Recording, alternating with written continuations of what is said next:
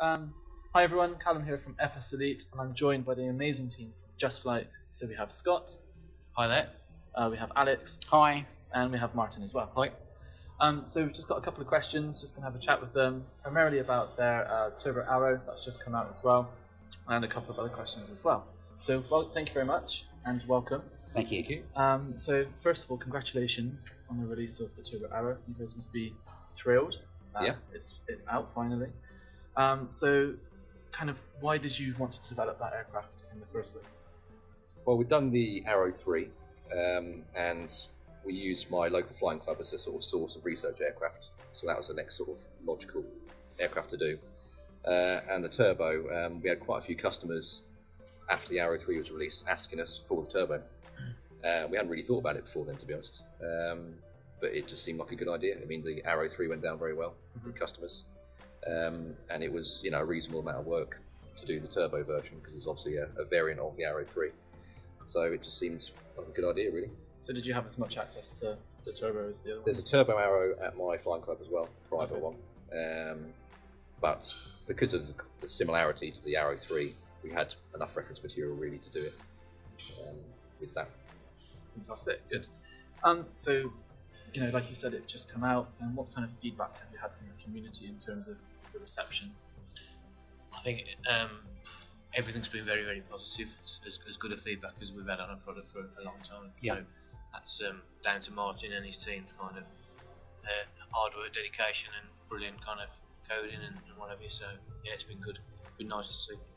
Excellent. And have you taken any of that feedback to consideration for like service packs and future updates? Yeah, with the turbo, I'm trying to think what we had.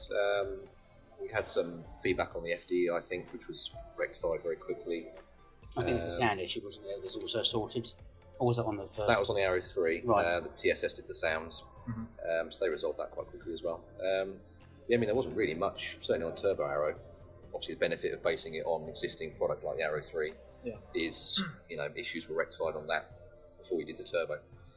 So it's a pretty solid product anyway. So I think customers appreciated the fact that we'd done the service packs on the original Arrow so quickly and diligently, and kind of got all the niggles out of the way and sorted straight away. So people appreciated that as well. So.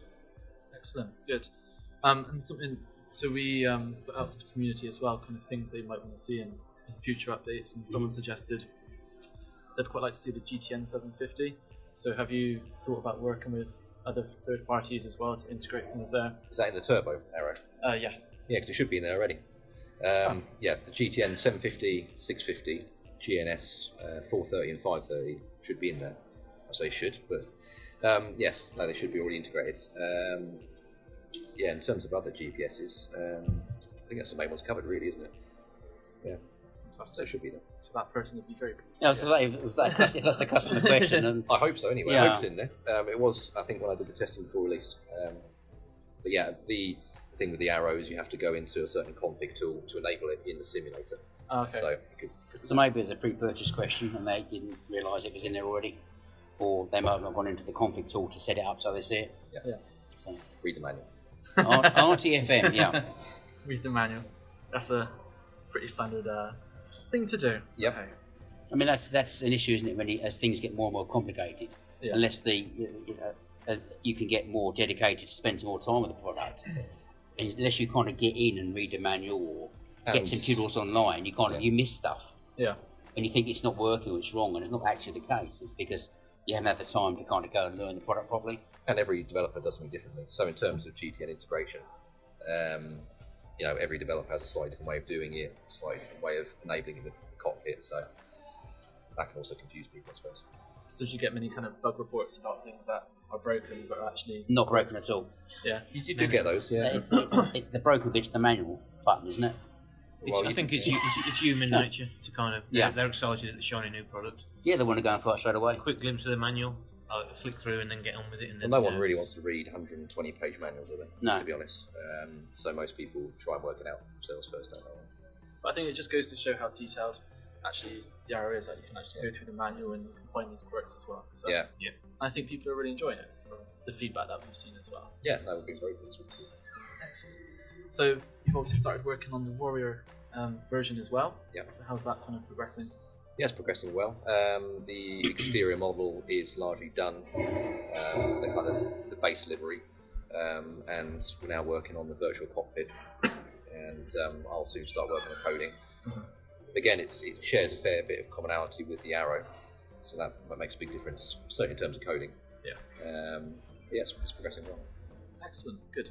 So, you've done an awful lot of work on these fantastic GA aircraft. Do you have plans to kind of maybe look at a different line of aircraft in the future, in terms of like the GA and the same kind of level of detail that you've gone into with these ones?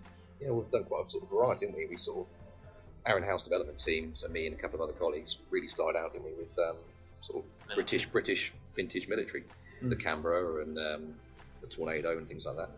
And then we thought we'd try a bit of GA, and that's gone down well. So now we haven't really decided on the next project after the Warrior. That's something we're working out at the moment. I think we're always quite flexible, really. Yeah. I don't think we want to stick to one genre particularly, do we? There are things in the pipeline and things that have been kind of almost signed and sealed, aren't they? But probably not ready for announcement just yet. Yeah, I mean, we've sort of announced in some of our e-shots to customers. We've got airliners in the works. We've got GA aircraft in the works. There's a good airliner behind you that's next on there. Yeah, so as well as quite a variety of stuff, really. But yeah, for the in-house team that's behind the Arrow, it's still to be decided on the next thing after the Warrior. But yeah, we won't be tied necessarily to GA, although we are continuing the GA line. It's always very difficult because everybody says, "Can you do this? Can you build that?"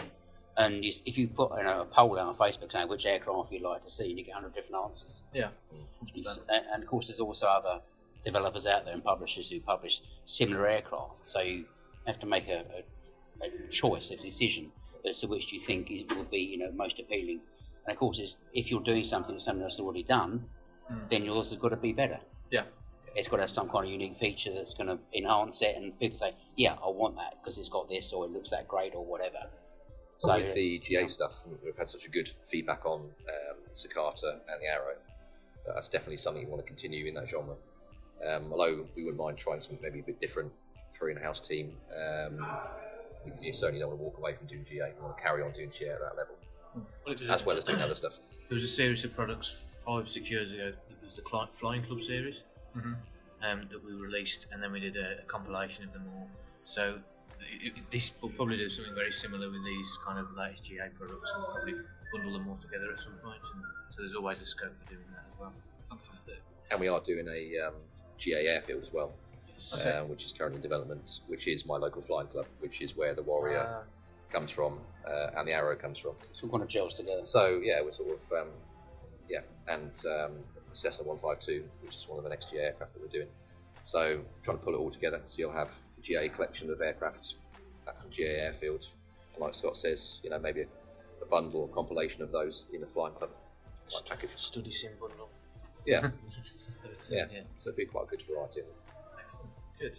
So absolutely, it's not just about GA aircraft. You've done an awful lot of different variations, and something that Just Flight announced like a little while ago was the FSElite series for the 787, and then that was kind of cancelled. People were asking, is there any more details you can give as to why you cancelled the project, and if we'll see any other FSElite aircraft? Well, I would say the FSElite range was launched probably 10 years ago. Yeah, it's been quite around for a long time. Yeah, for a specific group of simmers, and it went down. It went down really well. And I think people get a little bit carried away these days, thinking that every single release has to be a study sim and complicated systems. But we knew there was people that wanted kind of less detailed, like less complicated add-ons, which is what the FSElite range was designed for. And it was a very popular range. The 787. I think Martin or Alex probably best answer why we had to kind of shelve it in the end. It was just too complex. I mean, primarily, it was performance issues that really sort of. Yeah, the big glass cockpit side of things was very straining on the systems and stuff. So with the host sims that are out there, and so you don't want to release a product that's going to attract criticism. And so we made a kind of maybe you could say a kind of bold decision to not to do it any further, not to develop any further, because we didn't think it was going to meet the standards that we wanted and the customers deserve. Yeah. And so we unfortunately made a decision to withdraw it. There's always compromises in terms of performance, especially working with a 11-year-old sim. But performance issues we were getting, just there wasn't really a way around them particularly, and we didn't even feel some people would have been happy with it. I think it would have been just too much of an issue really. I think we were trying to pigeon it all into FSElite because we thought maybe that's how we could position it. Yeah. But it just wouldn't have done justice to it just wasn't worth it in the end. So it's best left. Yeah, I mean obviously people are very keen to have a 787, but you got the excellent quality wings coming along. Yeah. And hopefully they'll show something off soon. Yeah, and I mean we've spoken. Maybe at the show. Yeah, we've spoken to them over the last couple of years about that project, and I know they've worked very, very hard and very, very long time on performance as well. Yeah. It's the nature of, like Alex said, you've got huge amount of glass cockpit displays in those aircraft. So when you say performance, was it more a 32-bit issue, or is it just like in terms of raw power? Not necessarily, not necessarily kind of memory on 64-bit. It's just general frame rates. Yeah. Yeah. When you're seeing, on a fairly decent PC, 20, 25 frame rates, so it's not necessarily something that people are going to be happy with. It's such a popular aircraft, and would have been such a good seller for us to begin with. Yeah. But we knew that it was going to come in for some criticism if we were carrying on developing. We'd still be developing it now, and it would gone on for ages to try and get it to a level acceptable. So it was the best decision to make for everybody. And I think people who have asked us about it since on forums or in person at shows understand the reasoning. So, And you're better off than putting that resource from your development team somewhere else, then, aren't you? that's correct. Yes, but that's fundamentally the thing. It's when you've got a huge catalogue that you're working through. We've got a lot of different projects on the go. It is also how much time you can dedicate to a project. Yeah. We just decided to move on, unfortunately. Yeah. So, speaking of kind of 32-bit, we're now moving into a very 64-bit era. Are you excited by the prospects of what we can now do with the Sims in terms of memory performance? Yeah, I mean, not to memory, but generally sort of new features that they're introducing in the SDK, so we can do more. A lot of limitations behind the scenes that most simmers won't be aware of starting to be moved, and also just the ability to actually interact with developers on something that's still being worked on is a big thing. So they're asking for feedback behind the scenes on various technical stuff. They can make changes. I think 64-bit is obviously seen as kind of a bit of a holy grail, isn't it, in flight sim? I don't think it will supply all the solutions that everybody thinks it will, but that's the issue. I think it's a step forward. Yeah. So for people that get out of memory errors, flying very complex airlines over complex scenery, it's obviously a big improvement. Some people might be disappointed if they're expecting to load up version 4 of P3D and see billions of frames. Yeah, there's not necessarily that correlation between frame rates and 64-bit, you see. So I think there's a lot of education still to be done in terms of what is to be expected from a 64-bit platform.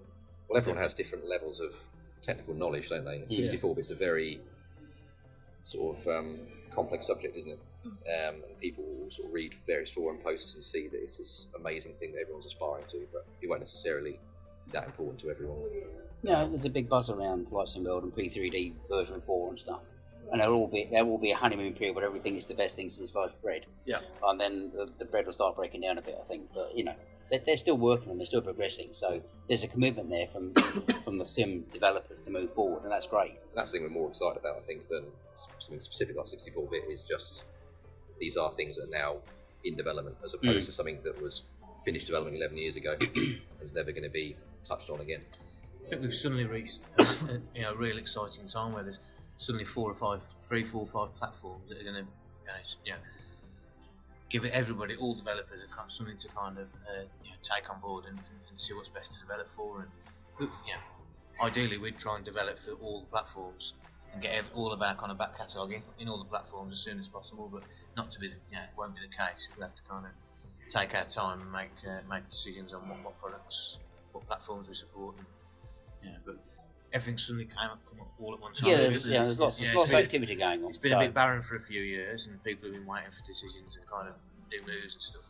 Everything suddenly came all the same. It was literally the last week of May. Everything was like, right, this is coming out. Next week. I'm like, whoa, it's been mad. So your product's going to work in this, and this, and when are they going to work in this, and this? And it's not quite that simple. But obviously, everyone's very eager, aren't they? But there'll have to be patience in the community, I think. because most flight sim developers are quite small, so resources limited. So trying to tackle updating stuff for 64-bit platform, as well as developing actually new platforms, as well as new products. It's definitely a good problem for us to have. So we're not complaining. Absolutely. Good. So just before we kind of wrap up then, so we're at FSCon 2017. You've obviously got your stand upstairs as well. So other than your own stand, is there anyone you're going to kind of look out for, kind of really excited to go and meet and see their products? I mean, we want to talk to everybody. So, want to, make relationships and see what they're doing. I think the TFDI will be interesting. Be interesting to speak to. Yeah, and the Quality Wing 787 again. Yeah, FS packages. Yeah, will be good. Yeah. It's convenient because you're literally located right next to those three. Yeah. I mean, a big thing for us about coming over here is that a lot of the American-based developers never make it over to the UK-based shows like our show. So we don't get. We don't get an opportunity to meet those people then. So like last year was the first time we came to this show, and we got to meet developers that we've not seen for years and years. So it's great for that. Yeah, so it gives us a chance to speak about our show in October. So, and hopefully they'll be able to come and see us as well. So that'd be nice. And it's the biggest show in Europe. Our show is, yeah, in terms of visitor numbers and activities, So hopefully we'll try and hook a few in, get them interested. But in terms of other people, there's also the X-Plane guys, Dovetail with Flight Sim World. So absolutely. Just kind of. It'd be interesting to see the panel discussion tomorrow with the three main flight sim developers. Will be quite enlightening, I think. Definitely. Yeah. All on stage, all together. Yes. Discussing their sims. Yeah. Should be some interesting questions there, I think. Yeah. I hope there's a good moderator as well. Yes. Looking after them. Yeah. Excellent. Oh, before we wrap up, is there anything else you just want to say to the guys who are watching? Thanks for your support. Yeah, absolutely. Thank you very much for your ongoing support. It's very much valued, and we try and do our best for you. So thanks very much. Anybody out there watching who's coming along to the show, make sure you come and see us on stand 216 Amelia Room, and a warm welcome awaits. And absolutely. If there's any aspiring developers, then contact us. We're always looking for people that are either already developing products, interested in becoming a developer, working with them, partners. Absolutely. Yeah. Or looking to sell a product. Excellent. Good. Well, thank you ever so much. I hope you have an amazing flight sim. Thanks very much. You're welcome. Very welcome. No problem. We'll be sure to come and see you and try and find out some more information about your upcoming products as well. Great. Thank you. Cheers. Cheers. Thanks very much for watching. Take care.